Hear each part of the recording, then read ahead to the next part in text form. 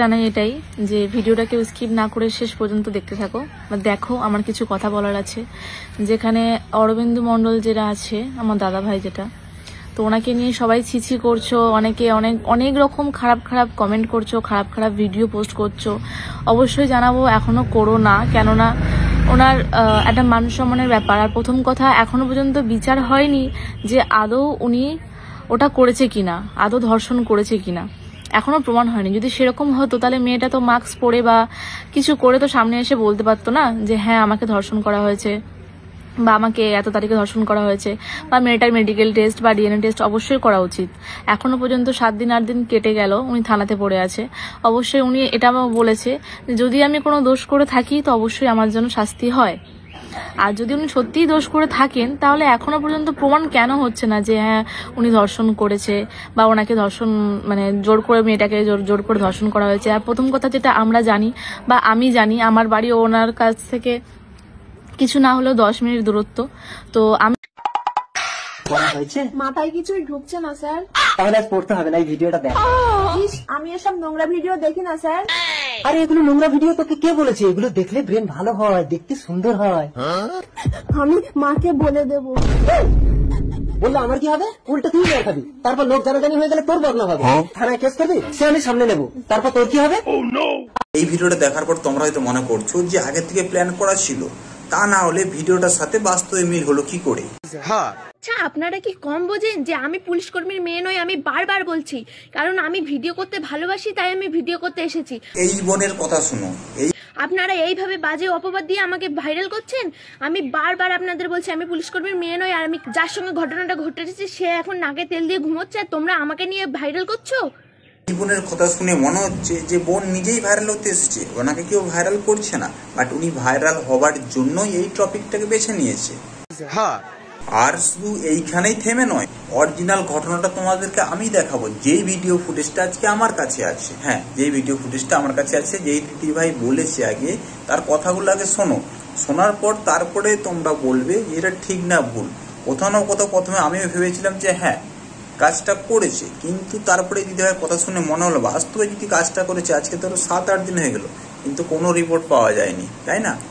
তাহলে একটা মানুষের সাথে যদি কোনো দুর্ঘটনা ঘটেই থাকে, তাহলে এক পক্ষ থেকে বিচার হচ্ছে, আরেক পক্ষ কিন্তু সামনে আসছে না, তাই না? তাহলে কোথাও না কোথাও মনে হচ্ছে না ডাল মে কুছ কালা হ্যায়।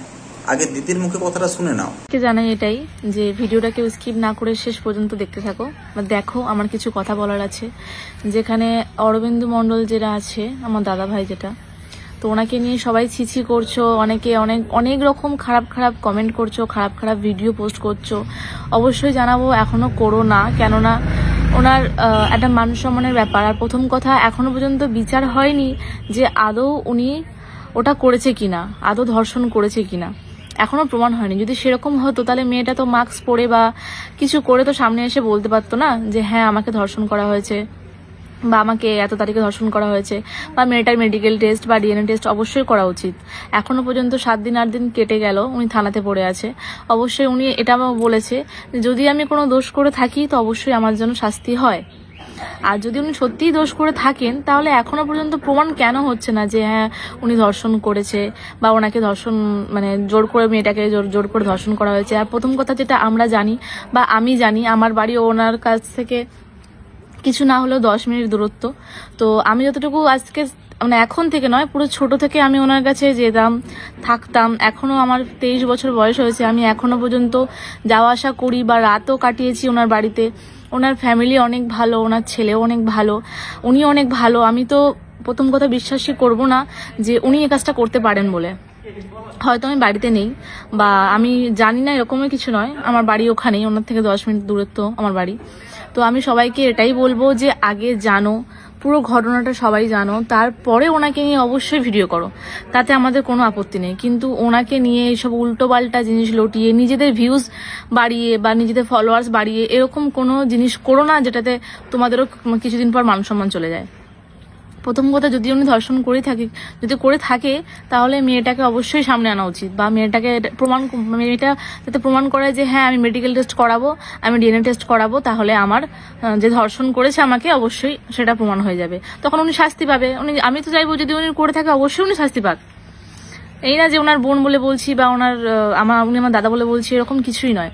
আমি তো চাইবো একটা মেয়ের সম্মান সব থেকে আগে। যদি উনি ওই ভুল কাজটা করে থাকে তাহলে অবশ্যই উনি শাস্তি পাক, কিন্তু তা না হলে যেটা প্রমাণ হয়নি এখনো পর্যন্ত, তোমরা সেটা নিয়ে কন্টিনিউ ভিডিও বানিয়েই যাচ্ছ, ছি করছো।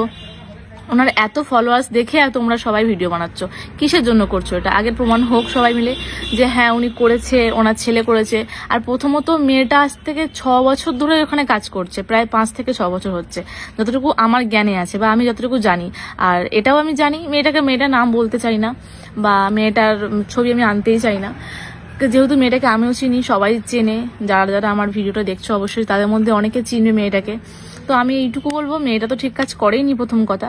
হ্যাঁ, ওদের মধ্যে সম্পর্ক কি ছিল, ছেলেটা আর মেয়েটার মধ্যে প্রেমের সম্পর্ক ছিল 4 বছর 5 বছর ধরে। তারপরে কিছুদিন পরে এসে যখন একটা ঝগড়া হওয়ার ভিত্তিতে সবাই বলে যে হ্যাঁ আমি তোমার সাথে থাকবো না, বা সে মেয়েটাও বলে যে আমি তোমার সাথে থাকবো না। কিন্তু এর ক্ষেত্রে কি হয়েছে, ভাই বলেছে, মানে যে ছেলে, অরবিন্দার যে ছেলে, উনি বলেছে যে আমি তোমার সাথে থাকতে চাই না বা আমি তোমাকে বিয়ে করতে চাই না, যার জন্য আজকে এত বড় কেসটা ওনাকে ফাঁসানো হয়েছে। ঠিক বলেছো দিদি, তোমার কথা অনুযায়ী কথাটা একদম বাস্তব কথা বলেছো, ঠিক আছে? কারণ এটাই বাস্তব যে একদিক থেকে তো কখনো হয় না, দুদিকে নিশ্চয়ই কোনো না কোনো দোষ আছে। তাহলে একজন যখন বর্তমানে জেলে বা পুলিশ হেফাজতে আছে, আরেকজনের কেন সামনে আসছে না? তার যদি তার মেয়েকে যদি মানে কোনো কাজ করেই থাকে, তার মেয়ে যদি খারাপ কাজ যদি করেই থাকে, তো সেই জায়গা থেকে তার মেয়ে কিন্তু সামনে আসছে না। শুধু একমাত্র একদিক থেকে বিচার পাবে আর দিক থেকে পাবে না, সেটা তো কখনো হয় না, তাই না? আর সেই কারণে আমাদের সেই ভাইরাল সঙ্গীতা ম্যাডাম, হ্যাঁ অ্যাডভোকেট ভাইরাল সঙ্গীতা দাস জানা, উনি নেমেছেন এই যে এত ঘোরপাক হচ্ছে, এত মানে ধোঁয়াশার মধ্যে আছে ব্যাপারটা, সেটা সম্পূর্ণ ক্লিয়ার করতে।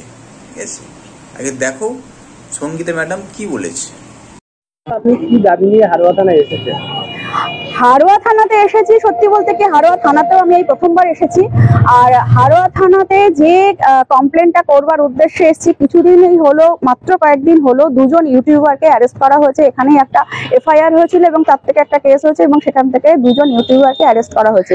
এবং পুরো ঘটনাটা সংবাদ মাধ্যমের মধ্যে থেকেই আমাদের কাছে পুরো উঠে এসেছে। এবং এই 2জন ইউটিউবারের ব্যাপারে আমরা সবাই কম বেশি জানি, যেহেতু আমরা সোশ্যাল প্ল্যাটফর্মে থাকি, আমরা সবাই কম বেশি জানি।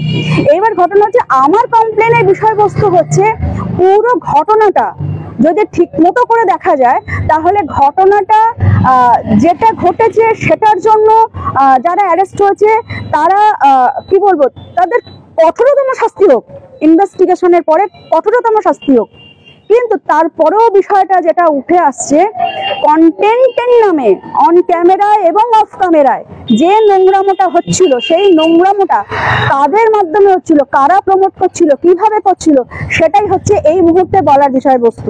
পুলিশ কর্মীর মেয়ে, কেন পুলিশ কর্মীর মেয়ে রাতারাতি সে তার যে শাস্তি সুলভ বিষয়টা উঠে আসছে, কারণ কিনা তখন আর সময় লাগলো না যে কে দোষ করেছে কে না দোষ করেছে। কিন্তু আমাদের তিলোত্তমা অভয়দের মাথার উপরে কোনো পুলিশ কর্মী নেই বলে, ছাতা নেই বলে, তাদের কোনো প্রশাসনিক হাত নেই বলে তারা বিচার পাবে না। তো আগেই বলেছিলেন, তিলোত্তমা যদি বিচার পেত তাহলে কসবা হতো না, তিলোত্তমা যদি বিচার পেত তাহলে দুর্গাপুর হতো না, আর তিলোত্তমা যদি বিচার পেত তাহলে এইসব যত জঘন্যমূলক কাজগুলো হচ্ছে এগুলো হতো না। সেইখান থেকে একজন পুলিশ কর্মী হয়ে কি করে নাবালিকা মেয়েকে অন প্ল্যাটফর্মে এই ধরনের ব্যবসায় নামিয়ে দিতে পারে? কারণ বিষয়টা উঠেই এসেছে, একদম জলের মতো করে পরিষ্কার ভাবে উঠে এসেছে যে কন্টেন্টের নামে ভিডিও বানানোর জন্য পয়সা নিয়ে ভিডিও বানানো হতো। শুধু যে ভিউজ থেকে ইনকাম হতো তা কিন্তু নয়, ভিডিও করতো, টাকা নিত, টাকার বিনিময়ে ভিডিও করতো, গিভ অ্যান্ড টেক পলিসি। শুধু যে আমি কন্টেন্ট করছি, শুধু যে আমি ভিডিও বানাচ্ছি, শুধু যে আমি পোস্ট করছি, সেখান থেকে ভিউজ নিচ্ছি এবং ইনকাম করছি তাও নয়, ভিডিও বানাচ্ছি, টাকা নিচ্ছি, এবং সেই ভিডিও লাস্ট মুহূর্তে যেটা সামনে উঠে এসেছে কম্প্রোমাইজে হতো। কারণ এই ধরনের ভিডিও করলে, এই ধরনের ছবি তুললে বা এই ধরনের কন্টেন্ট ক্রিয়েট করলে তবে ভাইরাল হওয়া যাবে। পুরো ভিডিওটা দেখার জন্য এই ম্যাডামের প্রোফাইলে যাও, গিয়ে পুরো ভিডিওটা দেখে আসো। ঠিক, সঙ্গীতা ম্যাডামকে জানিয়ে অসংখ্য ধন্যবাদ, কারণ এই ঘটনাটাকে তুলে ধরার জন্য। তা নাহলে ঘটনাটা পুরো সম্পূর্ণ যেমন একদিক থেকে মানে শাস্তি পেয়ে যাবে এরকম জিনিসটা হয়ে যাচ্ছিল, যাই হোক, অসংখ্য অসংখ্য ধন্যবাদ ম্যাডাম আপনাকে এই ঘটনাটাকে তুলে ধরার জন্য। যে আসল ঘটনাটা হয়েছে কি এরপরে হয়তো জানা যাবে। তাই বলছি যে শুধু এক পক্ষকে দোষ দিলে হবে না, আরেক পক্ষকেও দেখতে হবে, তাই না? হ্যাঁ, অবশ্যই দেখাটা দরকার, কারণ এক পক্ষ শাস্তি পাবে আরেক পক্ষ শাস্তি পাবে না, সেটা তো দেখলে হয় না। যদি দুজনের দোষ থাকে তাহলে দুজনকে শাস্তি দেওয়া হোক। তোমরা কি বলো? অবশ্যই কমেন্ট করে জানাবে।